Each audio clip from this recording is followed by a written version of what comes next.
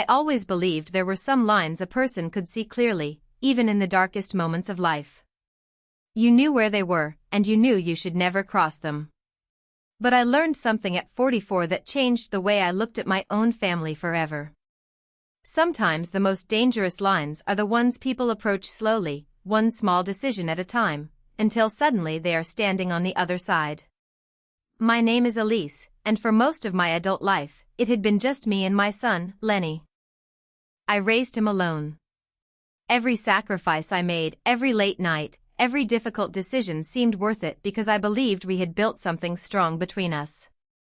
Lenny was 22 now, old enough to make his own choices, but I still saw the little boy who once reached for my hand whenever the world frightened him. That was why what happened that cold evening shocked me so deeply. I wasn't prepared for the moment when the relationship between mother and son would suddenly feel different, not because I wanted it to, but because something had changed, and neither of us knew how to name it. That evening, Lenny came home looking exhausted. He had been working and studying constantly, and when he told me he wasn't feeling well, my first instinct was the same one I'd had since he was a child: take care of him. The house was cold, so I told him he could rest on my bed for a while and covered him with a thick blanket. Nothing about that seemed unusual. It was simply a mother helping her son. But then the atmosphere changed. Lenny became unusually quiet. He moved closer for comfort, and for a moment I thought nothing of it. We had always been close. Yet there was something in the silence that made me uncomfortable. I remember lying there thinking that perhaps I was imagining things, perhaps I was simply tired, perhaps there was nothing unusual happening at all. Then he looked at me. It wasn't the familiar look of a tired son asking his mother for comfort. There was uncertainty in his expression, almost as if he was struggling with something he didn't understand himself. I immediately realized that whatever was happening, we needed boundaries. I didn't know exactly what had caused this strange moment, but I knew ignoring it would only make things worse. Before I could say anything, the doorbell rang. The interruption felt like a rescue. I got up quickly and opened the door, and there stood our neighbor, Mark. He was friendly, dependable, and the kind of person who always seemed to notice when something wasn't right. He had come to check whether we needed help with the heating because the weather had suddenly become colder. I invited him inside. What I didn't expect was Lenny's reaction. From the hallway, he watched Mark carefully. His face was difficult to read, but his expression had changed. There was tension in his eyes, and for the first time that night, I realized the problem might not have been what I initially thought. Something about Mark's presence had affected him. Mark checked the heating and spoke casually with me, trying to make sure everything was working. I answered his questions, grateful for the distraction. But every few seconds, I caught myself looking toward Lenny. He was watching us. And then I saw something that made my stomach tighten. It looked like jealousy. I didn't understand it. Why would my son care so much about my conversation with our neighbor? I tried to dismiss the thought, but it stayed with me. Sometimes the smallest reaction can reveal what someone is desperately trying to hide. When Mark finally left, the house became quiet again. I closed the door and turned around. Lenny was standing in the hallway with his arms crossed. "You okay?" I asked. "Yeah," he replied quickly. I just didn't expect Mark to come over. His words were simple, but his tone wasn't. He walked toward his room before I could ask anything else. The door closed behind him, leaving me alone in the hallway with questions I couldn't answer. I went to my room and sat on the edge of the bed. My mind kept replaying the evening. The strange conversation. The uncomfortable closeness. The way Lenny had looked at Mark. None of it made sense. Then came a knock. My heart jumped. The door opened, and Lenny stood there. He entered slowly and sat beside me. For several seconds, neither of us spoke. Finally, he looked down at his hands and whispered, "Mom, I don't know what's happening to me." That sentence frightened me more than anything else that night. I told him that whatever he was struggling with, we needed to talk about it honestly and carefully. I reminded him that being close as a family was one thing, but healthy boundaries mattered too. He nodded, but he looked overwhelmed. Then he admitted that lately he had been confused by his emotions and didn't know how to deal with them. I felt my heart break, not because I understood everything, but because I realized my son was carrying something he didn't know how to handle. I told him we needed space, clarity, and perhaps someone outside the family to help us understand what was happening. He didn't argue.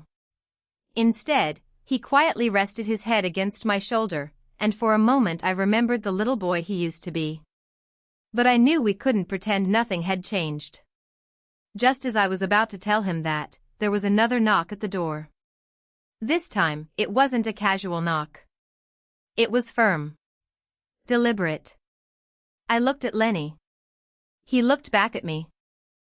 And somehow, before I even opened the door, I knew that whatever came next was going to change everything. The knock came again, and this time neither of us moved. I looked at Lenny, and the expression on his face told me he was just as uneasy as I was. Something about that sound felt different. It wasn't the casual interruption of a neighbor checking on us. It carried a seriousness that made my stomach tighten. I finally walked toward the door. When I opened it, Mark was standing there. He looked concerned. "I'm sorry to come back," he said, "but I forgot to mention something about the heating. I wanted to make sure you understood what needed to be checked." I nodded and stepped aside. But as Mark entered, I noticed Lenny watching him carefully again. This time, however, I understood something I had missed before.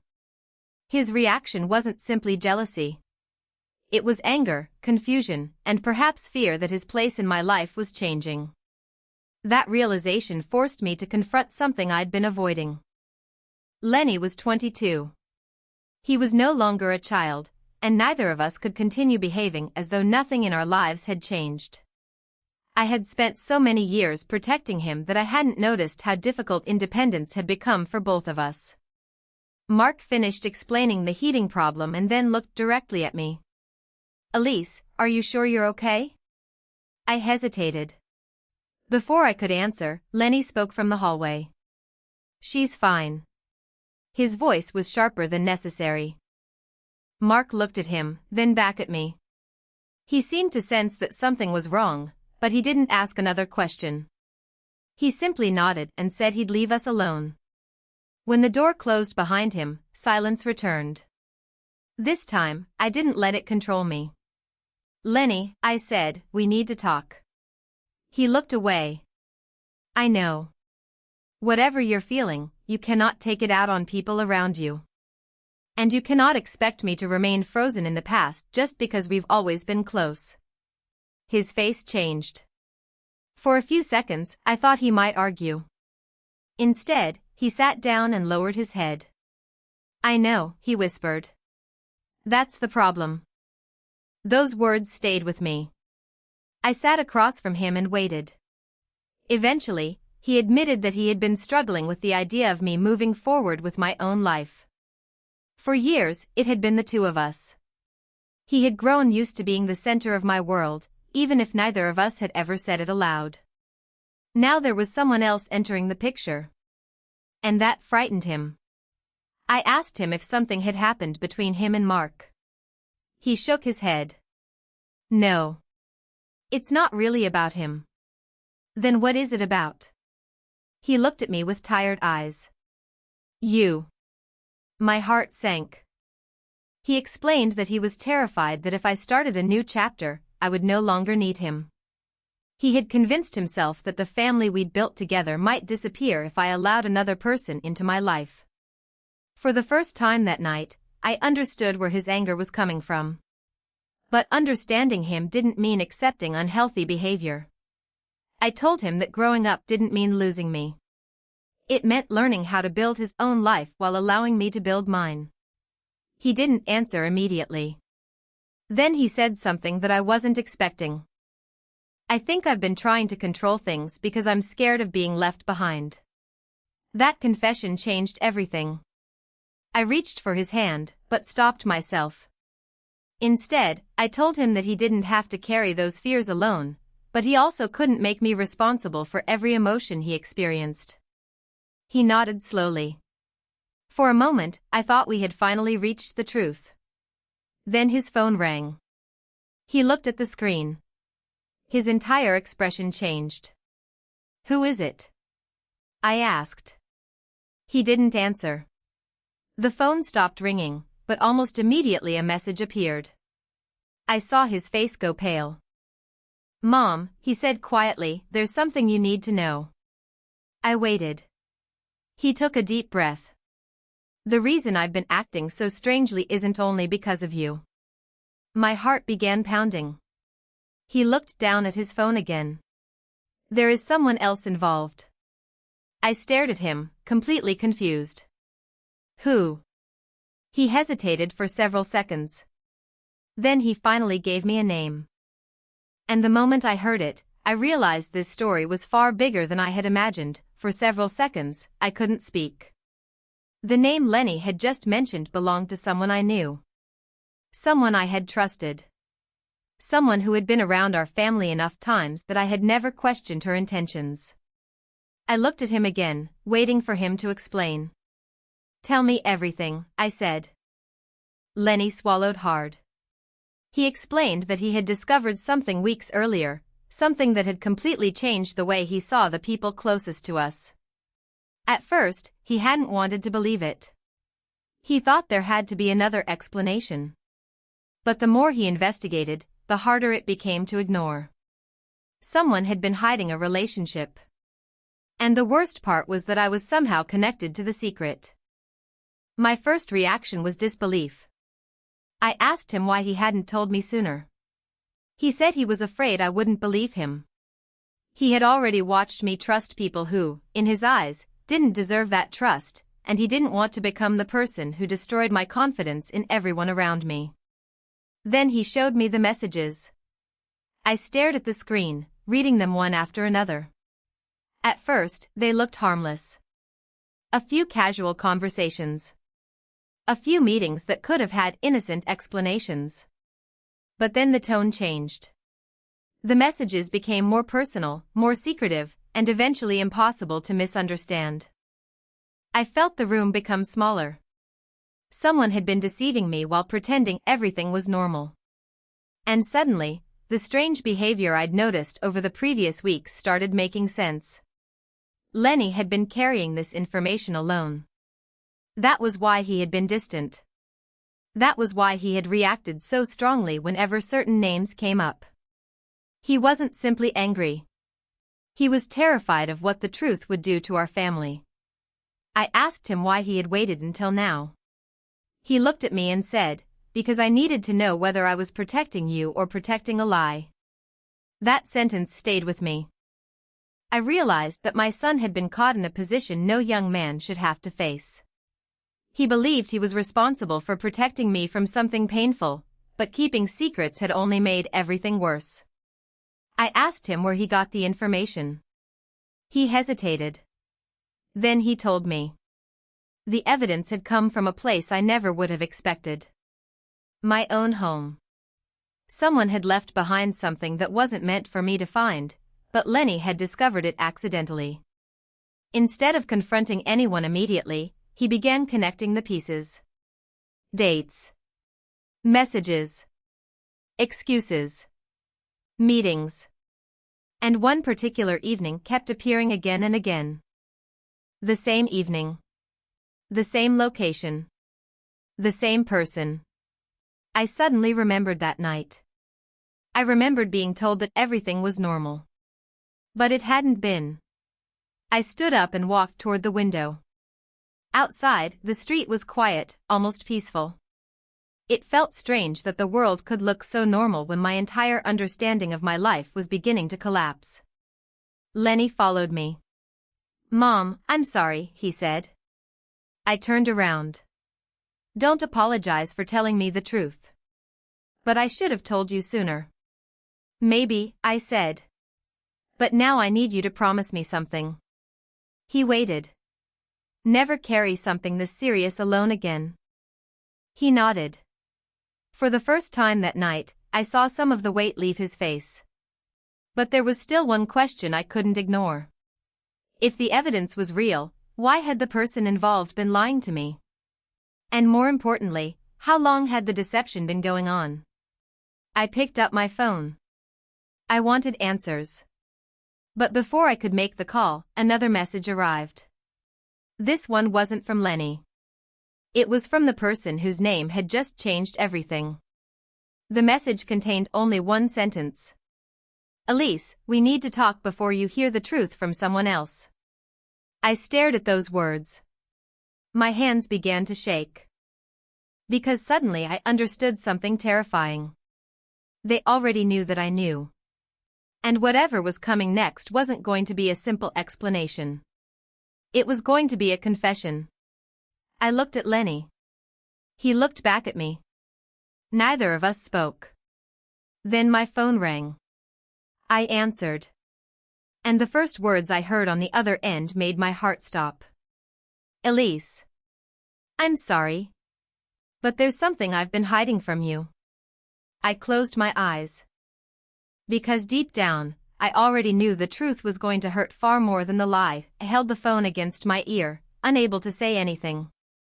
The voice on the other end was trembling, but I wasn't interested in excuses anymore. I wanted the truth. After everything I'd heard, after every strange moment and every unexplained silence, I needed to know exactly what had been happening behind my back. How long? I finally asked. There was a long pause. Elise, longer than I should have allowed. My stomach dropped. I asked who else knew. The answer was almost as painful as the confession itself. There had been people who suspected something, people who had noticed the changes, but nobody had wanted to become involved. Then came the part one never expected. The betrayal wasn't simply about an affair. It was about trust. Someone I had allowed into my life had been making decisions that affected my family while keeping me completely in the dark. I looked across the room at Lenny. He was standing silently, waiting for me to finish the call. I could see the worry in his face, and suddenly I understood that this wasn't only my pain anymore. He had been carrying the secret because he believed he had to protect me. When I ended the call, I didn't immediately speak. Lenny finally asked, "Was it true?" I nodded. He lowered his eyes. For a moment, neither of us knew what to say. Then I told him something I should have said much earlier. This isn't your responsibility. He looked at me. You don't have to protect me from every painful thing in life. I'm your mother. I'm supposed to carry some of that weight for you. His eyes filled with emotion, but he didn't look away this time. I thought if I told you, everything would fall apart. I took a slow breath. Sometimes things have to fall apart before you can see what was holding them together. Those words surprised even me. Because I had spent years believing that keeping a family together meant avoiding difficult conversations. Now I realized the opposite could be true. Sometimes honesty hurts immediately, but dishonesty keeps hurting you for years. The next morning, I met the person who had betrayed my trust. I didn't go there to scream. I didn't go there to create a scene. I went because I needed closure. When we sat across from each other, I noticed something I had never seen before: guilt. There were explanations, apologies, and promises that everything could somehow be repaired. But I had already learned something. An apology doesn't erase a decision. Forgiveness doesn't automatically restore trust. And loving someone doesn't mean accepting everything they do. I asked one final question. Why didn't you tell me the truth? The answer was simple. Because I was afraid of losing you. I almost laughed, but there was nothing funny about it. You were afraid of losing me, I said, so you chose to deceive me. That was the moment I understood that the relationship could never return to what it had been. Not because I wanted revenge. Because trust has a memory. You can forgive someone and still remember what happened. When I returned home, Lenny was waiting. He didn't ask what had happened. He simply looked at me. I sat beside him and told him that our lives were going to change. Not because our family had failed, but because we had finally stopped pretending everything was fine. He asked whether I was angry with him. I told him no. Then I told him something I hoped he would remember for the rest of his life. Never confuse protecting someone with hiding the truth from them. He nodded. That evening, we sat quietly in the living room. There was no dramatic argument, no shouting, no perfect ending. Just two people realizing that sometimes survival isn't about avoiding pain. It's about learning how to live after it. And I thought the hardest part was finally over. I was wrong. Because 3 days later, I received a message from an unknown number. It contained a photograph. I opened it. And the moment I saw what was in that picture, I realized the betrayal I had discovered was only the beginning. There was another secret. And this time, the person at the center of it was someone I had never suspected.